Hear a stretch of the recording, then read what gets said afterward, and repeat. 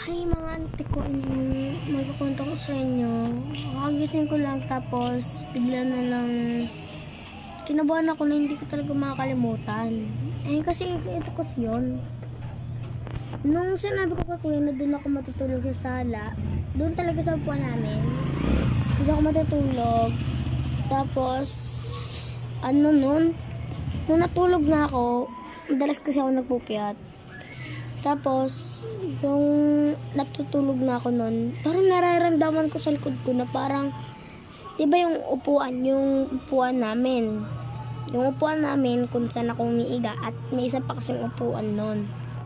So, nilalagay ko kasi yun. Tapos, yung parang nararamdaman ko sa likod ko is parang,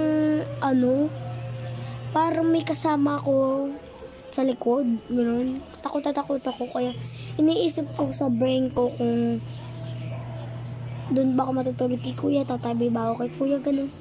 Hindi ko talaga, kasi kailangan natin masanay, kasi namin naman pagka tumanda kayo, magkakaiwalay-walay kayo. Yun talaga, nabahan talaga ako. Tiniis ko na lang yung antok ko. Tumingin ako sa mga, tapos nanaginip ako, hindi ko makakalimutan po, nanaginip ako, nung sinabi ko daw na, lilayos daw ko, hindi yan. Nanaginip ako ng, si kuya daw,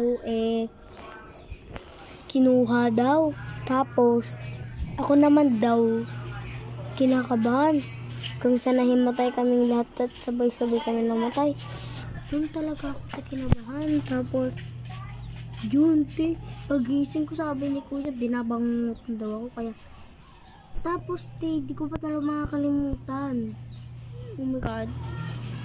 Yung naliligo ko sa CR, mahilig kasi ako maligo ng nanonood habang naliligo. Yung nanonood ako habang naliligo, bigla na lang, yung pagtapos ko maligo, bigla kong bumagsak, ganun. Kasi dito, nagkadugo-dugo dito. Ngayon, na umalis na yung dugo. And so, ayun lang guys. Ko lang naman, sinare ko lang sa inyo. And may sasabihin pala ko sa inyo, kung gusto nyo mapanood ang aking mga makeup reveal, go. Bye-bye.